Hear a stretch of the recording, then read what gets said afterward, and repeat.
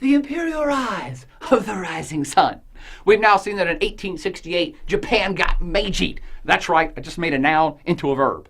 The 1868 Meiji Restoration revolutionized Japan from the inside out. And unlike all other Asian powers in the Asian hood, Japan became modernized, industrialized, westernized, and most importantly, militarized. That's right, they had a military that was on par with Western powers. Japan is now strong, not yet a world power, but Japan is strong, especially compared to its weak Asian neighbors. And therefore, Japan copied another Western European innovation of sorts, and that is imperialization. Japan looked at what Europe had done and they said, hey, look, these guys went and took over huge chunks of the rest of the world. They've got more territory, more resources, more stuff by simply going out and taking it over in colonies and in straight up imperial fashion. And the Japanese thought to themselves, that's a good idea. We do that too.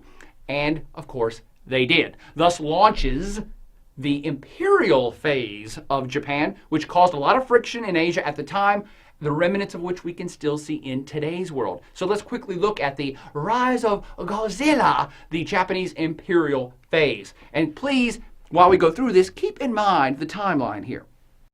We're talking about very condensed periods of time that all this action happens. To start it off, 1868, the Meiji Restoration. Before 1868, the Japanese are fighting with swords, right? Samurais during the Shogun period. Very behind, isolated, technologically inept. Just 3 decades later, in fact, less than 3 decades from fighting with swords, in 27 years, the Meiji Restoration produces a Japan powerful enough to challenge China in a war and win. Whoa, what? This is crazy. In 1895, the Sino-Japanese War kicks off, fighting over the Korean Peninsula. The Japanese are going to start their imperial phase by taking over other territories to gain resources. And the Chinese are going to try to block those efforts. And in doing so, get smacked down for their efforts. The Chinese are stunned by this. Stunned.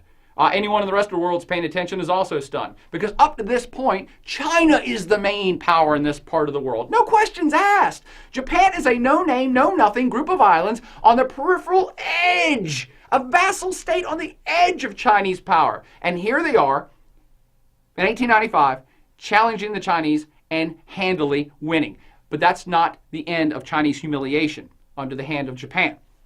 Just 5 years later, in 1900, Japan helps an international coalition repress a rebellion within China. It's called the Boxer Rebellion.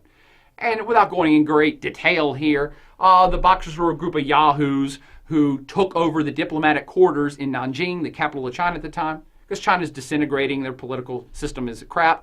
And these guys take a bunch of international hostages. And the world response is swift and powerful and includes the Japanese. The United States, the Russians, the Brits, the Germans, the French, and the Japanese all get together and send in a force into China to smash this rebellion down and free their hostages.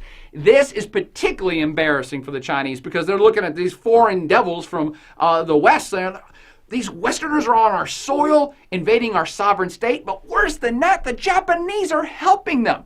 What? How much more humiliation could we suffer? Oh, they're just getting warmed up. The point here is that Japan is invited to participate with Western powers. They are now considered a kind of equal of Western powers. That's significant. But the Japanese aren't going to rest with just that because they are now powerful enough, they're going to challenge the Western powers themselves. And in 1905, they declare war on Russia. What? What? Back it up. Back the boat up. Exactly. It's all about the boats. Japan starts to move more into Russian territory in the east side of Asia. And Russia's like, what is going on here? Send the entire Russian Navy around to squash this small group of islands. What are they thinking about challenging the most ginormous land empire on the planet? So the Russians sent their entire fleet out from the Black Sea, through the Mediterranean, sailed all the way around Africa, through the Indian Ocean, through Southeast Asia, up the Asian coast, where the Japanese Navy was waiting for them to kaboom! Blow them all up and sink them to the bottom of the Pacific in about 15 minutes. Yes, It was the most one-sided naval battle in history. Russia loses about 32 of 36 ships in less than 15 minutes. It's that bad. And this is a serious wake-up call to Russia, who is flabbergasted. What? We just lost our whole navy to who? Japan? People can't even find Japan on a map at this point. And here they've now beaten the Chinese and the Russians. This is a real wake-up call for Western powers in particular. China's already woke up. Now the West is like, hey, who are these Japanese guys? They're pretty strong, and the Japanese are just getting warmed up. They're now 2-0 against major world powers, and they're going to start the ball rolling even further into Asia. In 1917, they annex even more Russian territory over in the east, while Russia's busy with that communist Bolshevik revolution stuff. In 1931, they penetrate further into Chinese territory, taking over this entire huge swath of northeast China called Manchuria.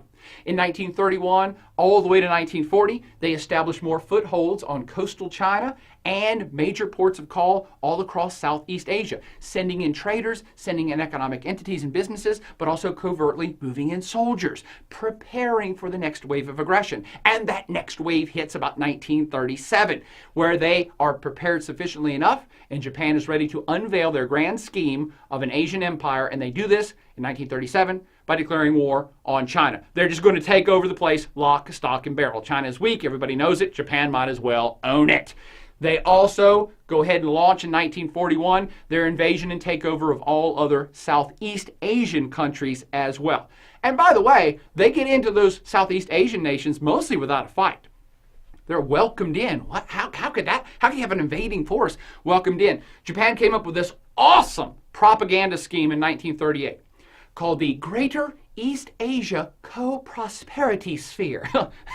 That's a mouthful. It was then, and it still is now. And it was a mouthful of bull, because what it was a great campaign to convince Asians that Japan was the good guys.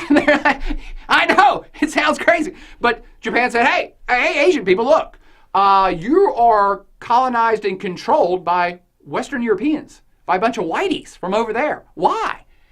These people ain't doing you no favors.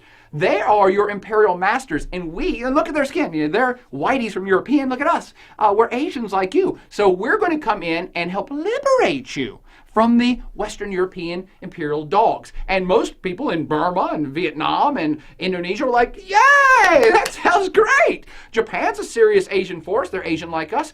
And open the door. Come on in. Help kick out the Frenchies and the Brits and the Germans. That's a great idea. We might even help you out. And some did.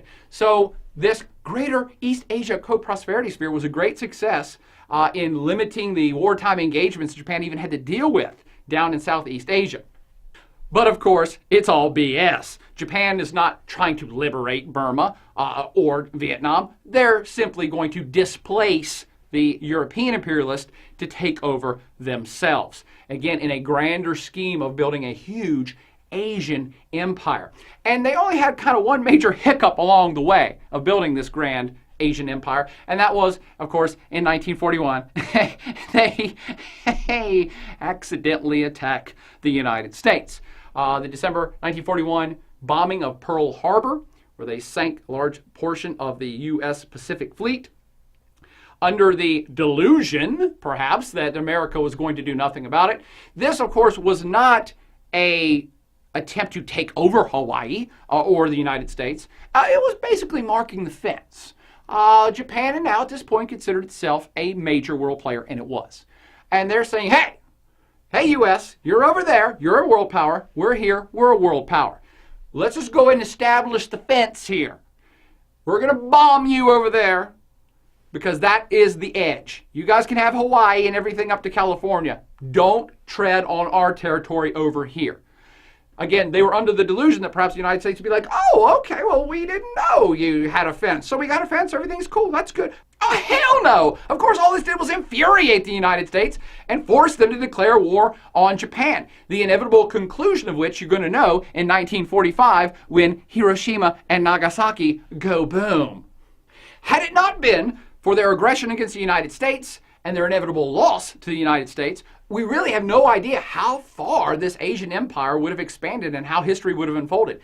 At its height in the 40s, Japan's imperial empire controlled all of East Asia, most of China, all of East Asia, the Korean Peninsula, all of Southeast Asia, half the Pacific, and there were designs to invade and take over Australia and India. Let me repeat that.